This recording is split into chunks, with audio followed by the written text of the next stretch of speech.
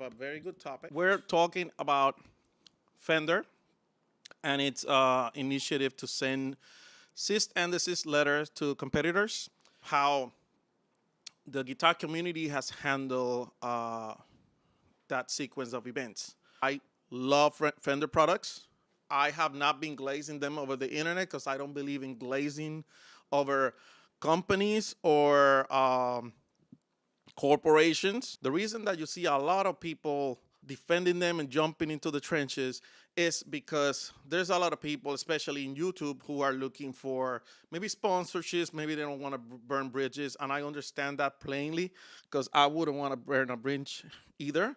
However, I want to say, Fender, if you ever, and I don't think you will, but if you ever catch this video, know that I love your products.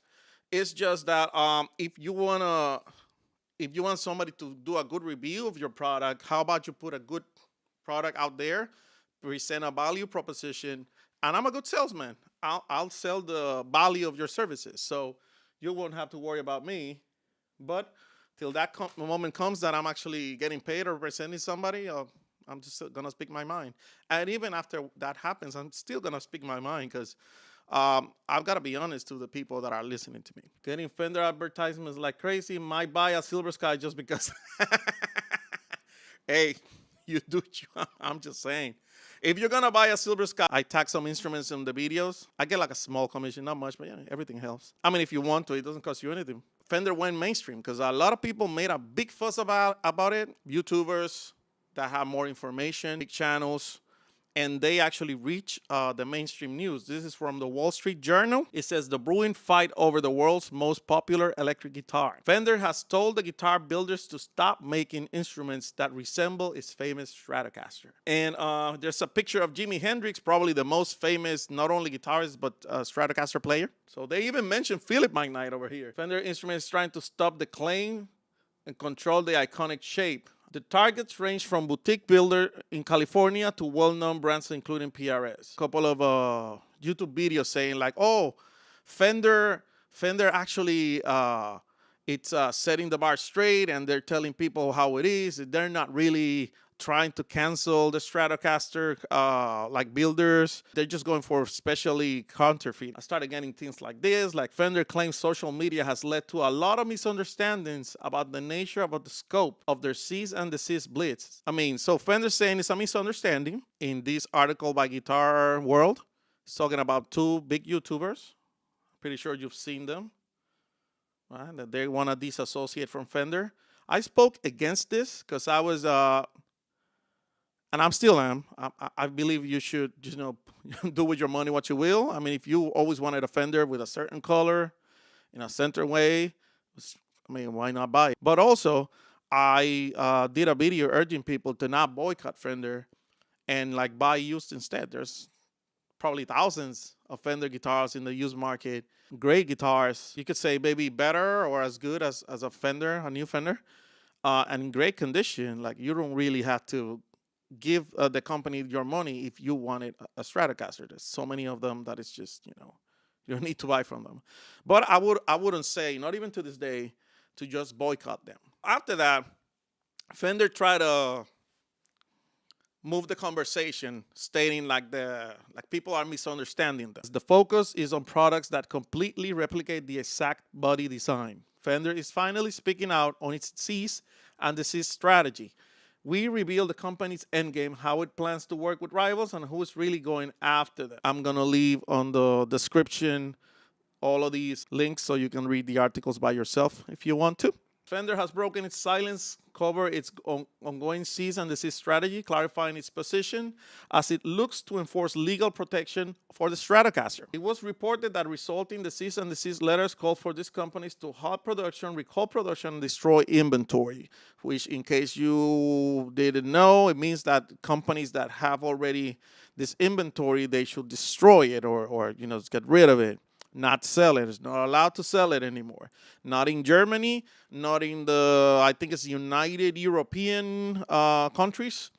There's a big chunk of the market. I mean, the United States is the biggest market, but probably like 40 or 50% of the rest of their market share or the money comes from actual, the rest of the world. Now, for the first time, Fender has gone on to record and explain. They show two beautiful guitars that I would love to have. First order of business: double cut guitars are, as a whole, not the target. In a statement obtained by the Guitar World, Fender explains it is not concerned with going after all two-horn or double cutaway guitars, as has been speculated online. Instead, the focus is on the products that either closely or completely replicate the exact body design of the Stratocaster itself. According to Fender, third-party guitars may share general design elements of a similar overall layout while remaining clearly distinct, and these are not an issue. First one I saw mentioned in this was a YouTuber that I respect, and I like his channel. I consume his content, and I like this guy. He's got a lot of experience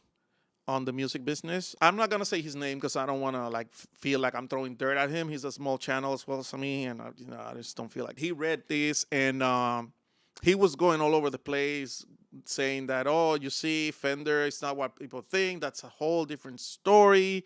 Because he's like a Fender defender in this situation. He was saying like Fender doesn't wanna destroy the other company's stock, or they don't want to stop other builders from doing the Stratocaster design, which, by the way, in the United States is totally legal. Anybody can make a Strat body and use it, just not the headstock. And the people have misunderstood Fender. And again, I'm like, well, this is the most corporate thing I ever heard in my life. When I heard him reading this, it's like the answer of a CEO, which is what it is. I mean, these people know how to speak in public, and they know what to say. They making it sound like they're not going after the builders. There was a lot of people saying that we were going after the Silver Sky, and maybe Philip McKnight wasn't wrong. I even saw one YouTuber, small channel like me too, calling people names, calling people stupid for believing that. He even put a post saying, oh, shall Fender go and sue these YouTubers that were saying things about them? I believe they should. And I was like, dude, come on. And then in the afternoon, I found a video by this channel called Music is Win, and him stating that Fender had actually gone after PRS, which I believe Philip McKnight have mentioned that already at the beginning. PRS disagrees with Fender's assessment. Fender's war on Strat copyists just got bigger.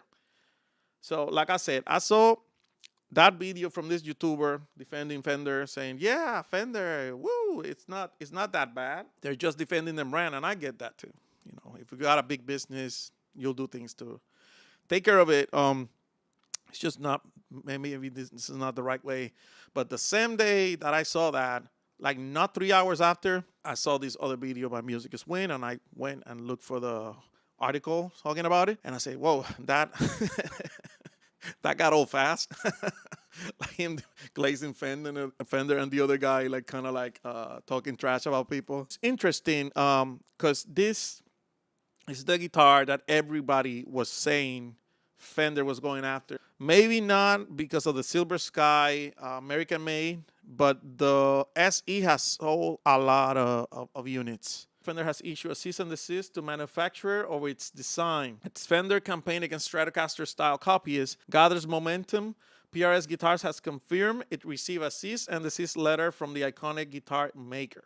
LSL Instruments was the first company targeted when the Santa Clarita, California guitar maker received a cease and desist letter in May over its Sadeko electric guitar. Now, according to the Wall Street Journal, Fender has taken similarly action against PRS over the Silver Sky, the hugely successful signature model it developed with serial Grammy winner John Mayer. So now John Mayer's name is put into this. The company said it disagrees with Fender's assessment and declined to comment further. Introduced in 2018, the Silver Sky has become one of PRS's biggest commercial hits. It topped Reverb's best-selling guitars list in 2022 and 2023, dropped to third in 2024, and climbed back in the second in 2025. Now, in case you don't know what Reverb is kind of like the biggest, one of the biggest, if not, I think it's the biggest, instrument seller or guitar seller online. Guitarists and musicians kind of stop using eBay as much. Usually they go to Reverb. I know that Fender's parent company bought Reverb, and it kind of looks like they have been gathering data